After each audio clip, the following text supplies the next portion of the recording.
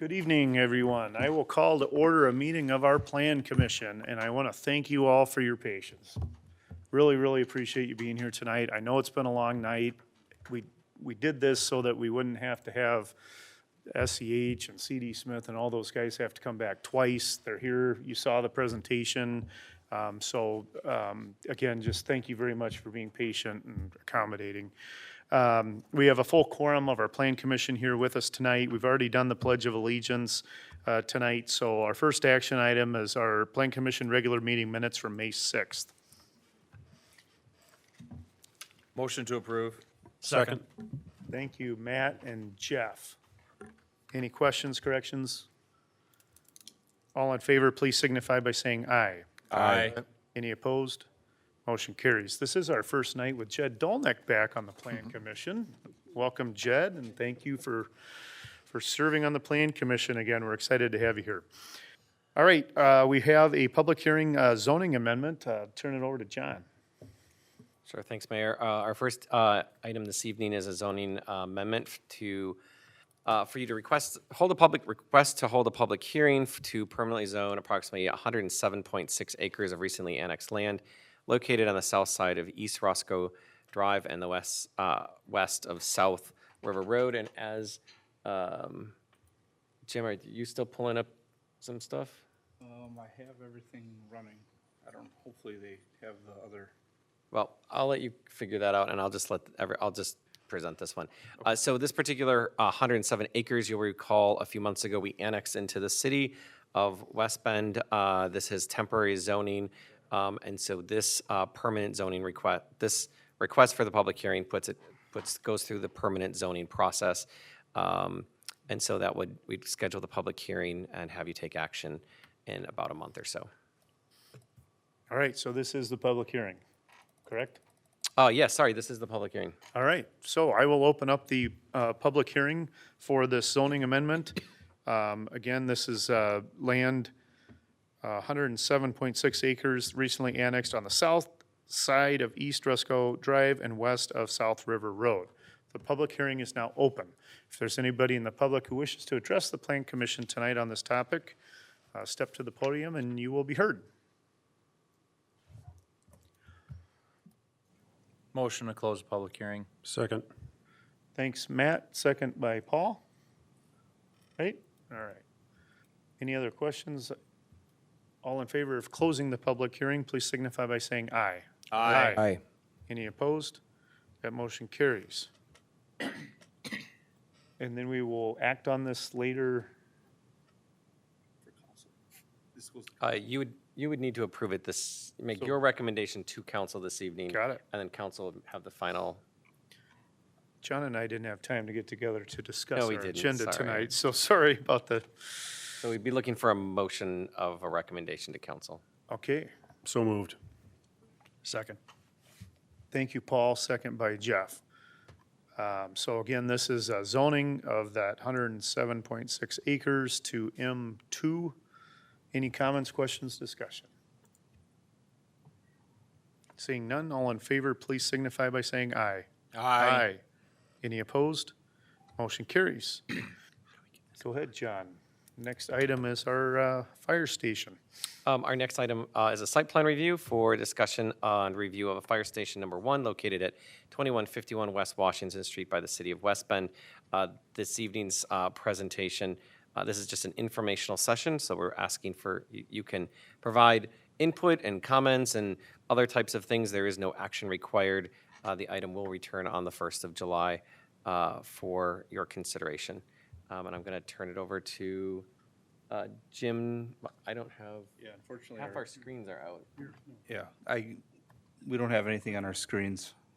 I know, Cable's not but available. then the cable, Yeah, we have a display, but cable doesn't have our monitors active. I have to are they apologize for there? Is there anyone in there, that. I'm chief? not sure. I mean, because the audience, if they're watching and or watch on a re-record, will have a blank screen. Oh, here he is. Yes. Joe. Yeah, Do you want that? Can we have our monitors on, please?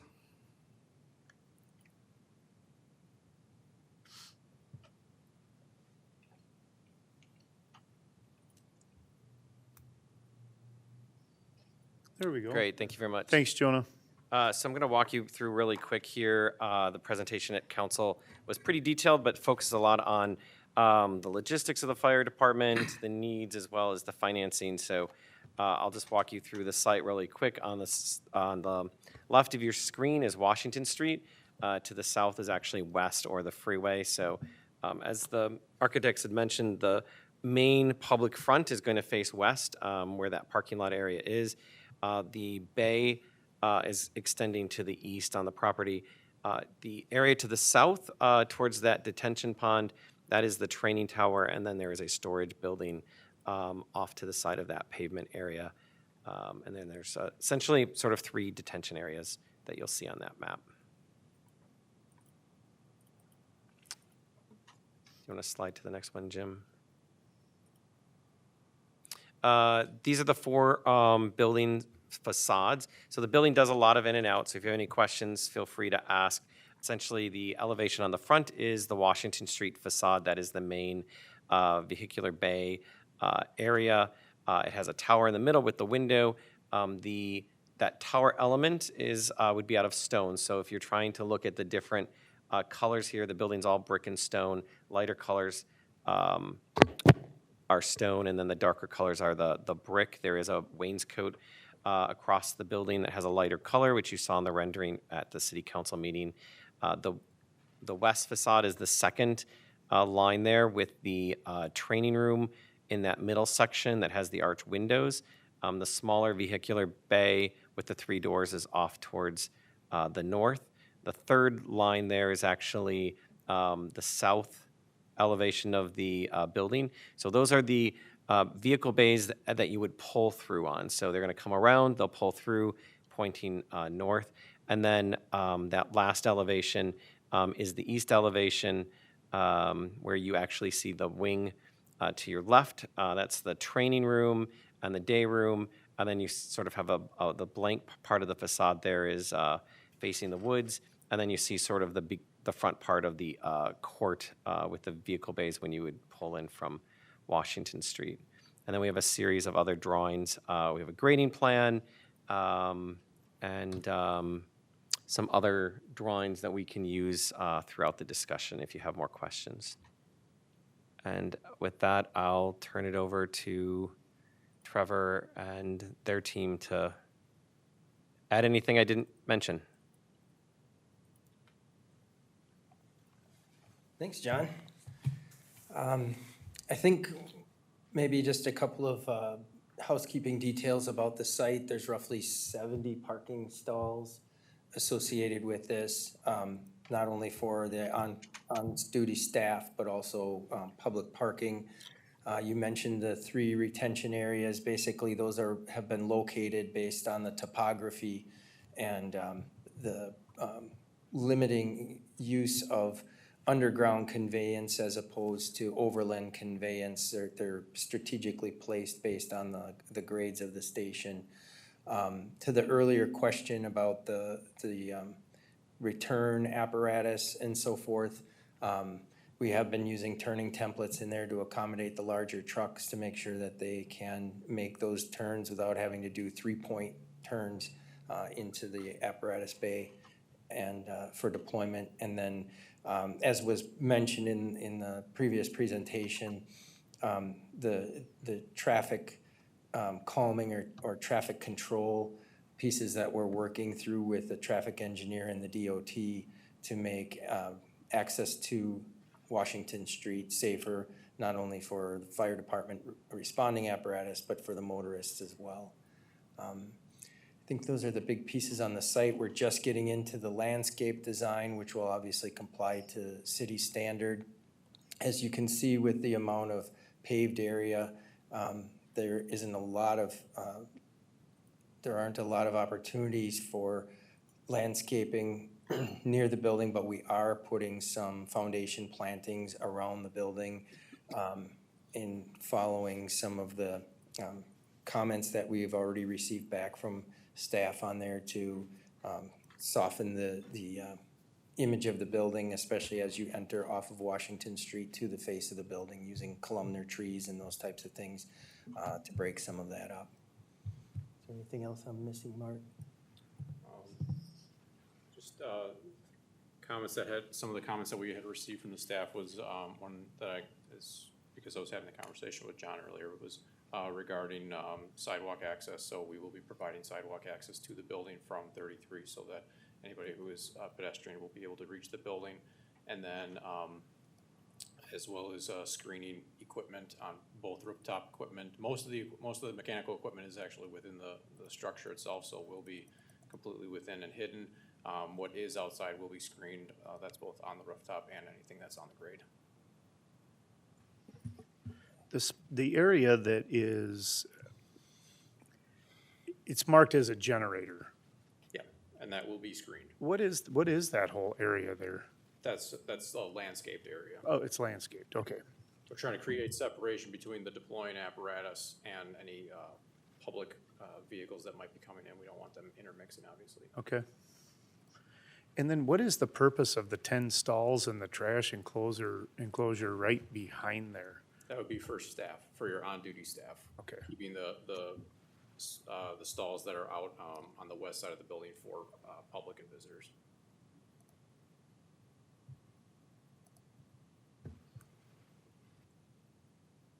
Just a question about the design with the garage and the equipment. When you go out, say, for 50 years, do you project off of what the population is going to be, or how do you set what you think you're going to need for equipment for the next 50 years, if the structure's the right size, that sort of thing? Like, what kind of assumptions do you make? That's a great question. The biggest assumption we probably made was that any additional manpower or equipment would most likely be needed in an additional station in the future, and that continuing to add more resources to this centralized location wouldn't be the most efficient deployment model.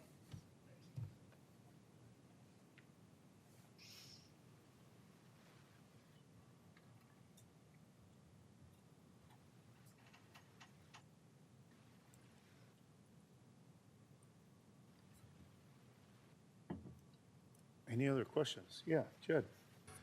There were already questions on social media about the traffic impact because it's kind of a notorious area for traffic.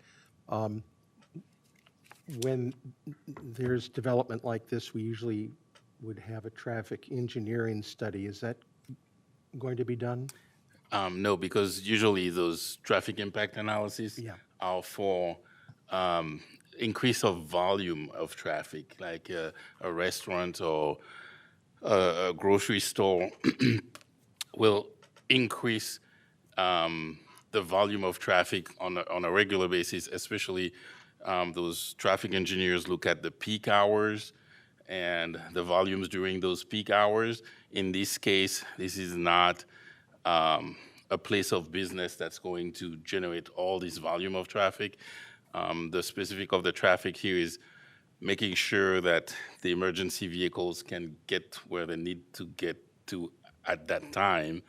And so we looked at the traffic for that purpose versus the regular traffic impact analysis. Yeah, I understand. So I guess it's sufficient to say to people, anything that happens, DOT has to approve? So yes, we started talking with DOT actually in 2023 about this.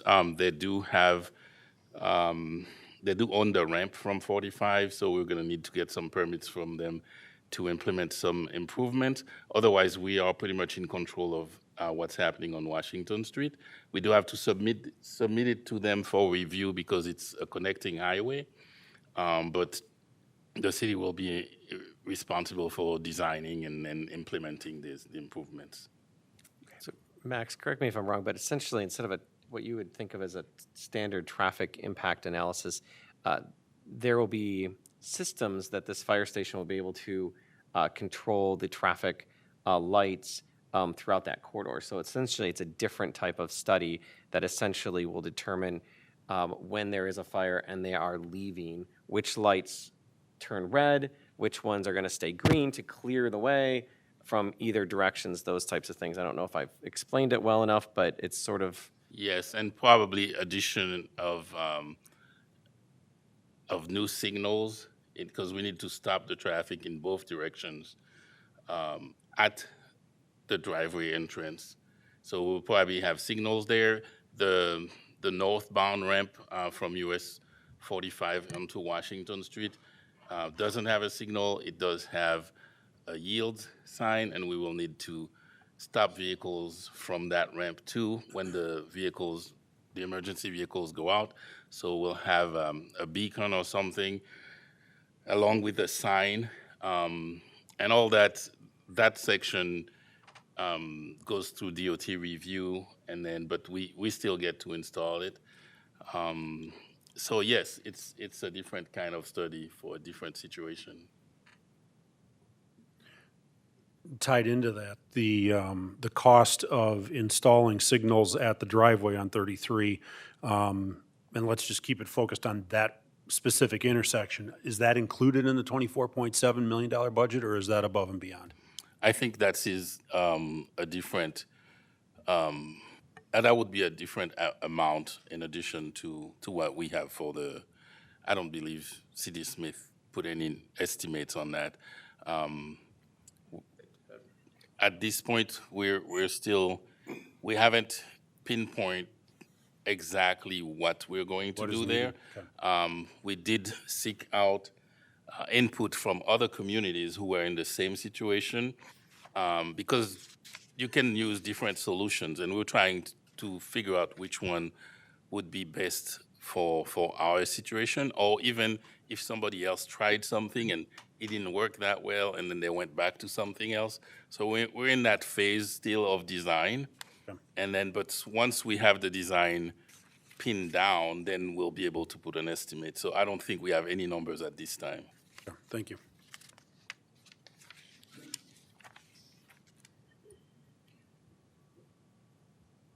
Any other questions or presentation from anybody? That was a good presentation. I think they covered it pretty well.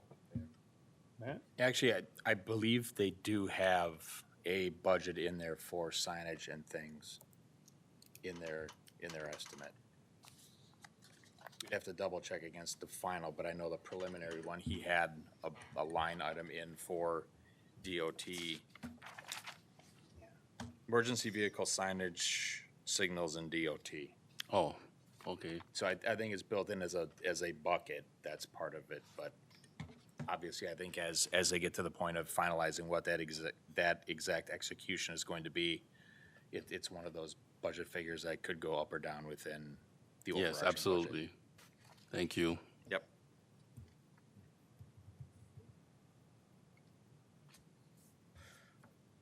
Anybody else? So I just want to kind of set the expectation here. So this is your initial review.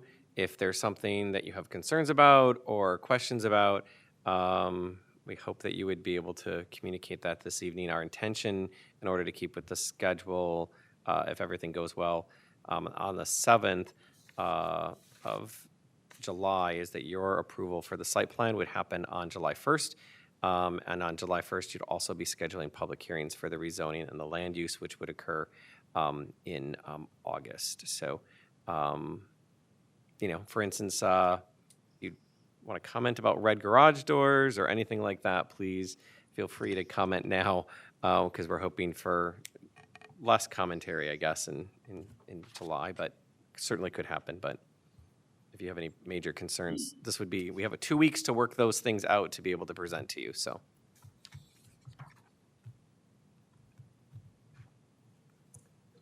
Since you mentioned garage doors, I just want to comment on the renderings we've shown some on the small vehicle garage, some solid doors. I believe the vast majority kind of favor some sort of a glass door in that area for visual wise, so it certainly won't be the white color that was referenced in some of I don't believe that was a popular color, but I think potentially glass doors with either a red or charcoal colored frame, whichever fits the overall feel of the building better. And then the back, I want to touch on the back doors too, because the back doors, I believe, are set to be what color?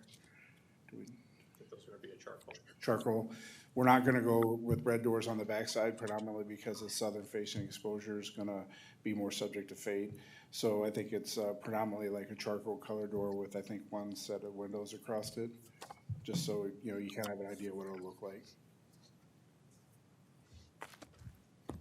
And obviously, we'll be taking those staff comments and your comments into consideration, and we'll be updating the renderings appropriately based on, you know, exactly what Chief was talking about. So you'll get a better idea of the style of those overhead doors.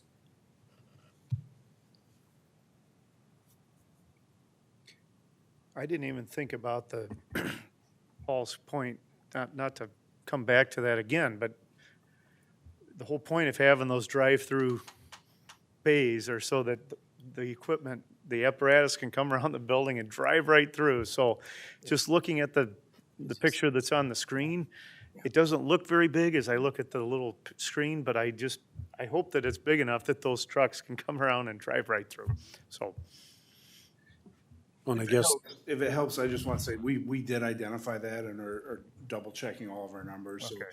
it's certainly something that our team was looking at.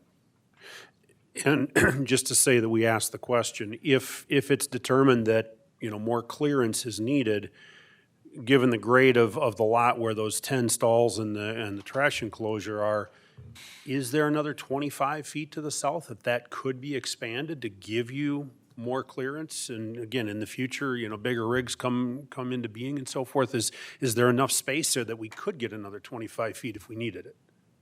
I think if that were to be the case, those stalls would then be moved. But you've identified space that we could, Yeah, I mean, even you could probably put those on the far east end. at that point, after those stalls further south, we start to lose the grade and it goes down fairly steep. So, yeah, if we needed that additional square footage in order to create those turns, we would just acquire those stalls and relocate those elsewhere, whether it be adjacent to the training area or somewhere else on the site. Okay. Do you guys have the, so with the software that you have, I forget what it was called in CAD, but you can show the turning movements. I guess to put everybody's mind at ease, is it like you would just add a sheet showing, okay, this is the truck where it starts, and then this is the movement, and then it shows the outside tires and the edge of the truck and all that. And then that will demonstrate that, you know, there is enough room for the type of truck that you are analyzing for this. Yeah, the program that we use is Auto Turn. Auto turn, that's And right. we can actually just turn it on, that layer on the drawing. So we could have a turning movement plan if you would like us to incorporate that. And you can run various, all you need to do is plug in the type of truck. So if it's a Yeah. tower truck or an engine, an ambulance, and show you how that turning movement happens. Yeah, I think that will help. We've used that in the past when we were looking at the industrial park and different developments, and just to show that we needed like a wider driveway than our standard, and to allow the property owner to have a wider driveway in order for the trucks to make the movements. So if you add a sheet to your plan set, one more sheet showing those movements, I think that will put everybody's mind at ease to actually see that it would work. Sure.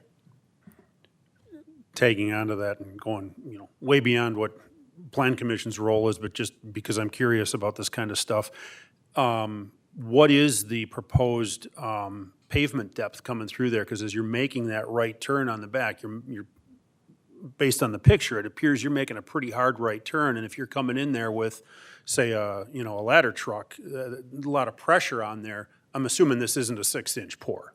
That's all concrete pavement. The outbound and inbound traffic is all on concrete pavement, not heavy-duty asphalt. And How deep is the concrete? 8, 10? yeah, those would be 8-inch slabs typically. Okay. Same as when in your apparatus bays where the trucks are parked. Okay. It's usually that kind, and it'll depend too on the geotechnical reporting, whether it's more cost effective to put in more base, deeper base, and compact that to tighter tolerances, or to reinforce and pour the concrete But typically they're 8-inch slabs. Okay. They respond on. Not to pick on our city roads, but I just don't want it looking like Paradise and Silverbrook. I had a question about those 10 spaces. Chief, are those 10 spaces there for employees because they can cross the driveway and then go into the building?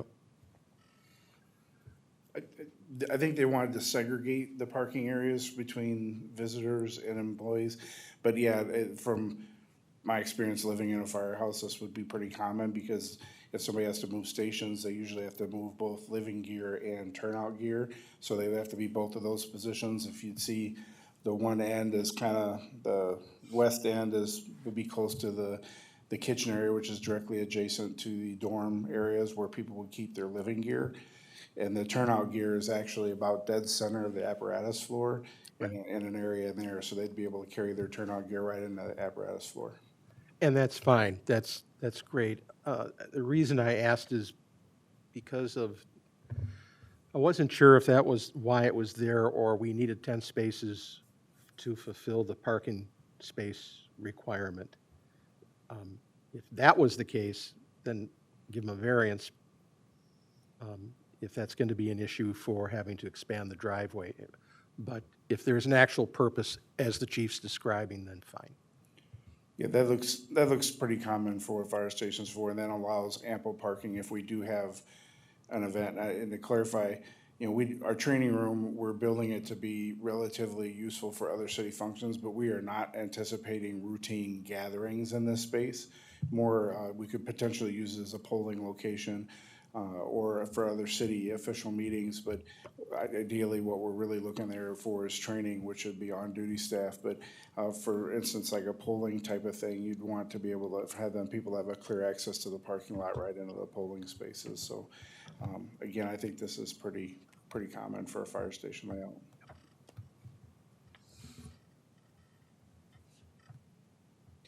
All good questions. Any more?